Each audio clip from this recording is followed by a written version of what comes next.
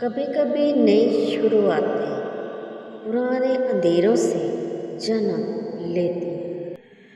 वो एक नौकरी के लिए आई थी, मगर एक कहानी का हिस्सा बन गई। कुछ दरवाजे सिर्फ जिस्म को नहीं, रूह को भी कैद करते हैं। ये कमरा किसी का है और वो वापस आना चाहता।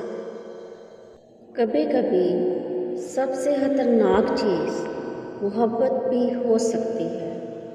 कमरा नंबर 309। क्या तुम हिम्मत रखते? जल्द आ रहा है।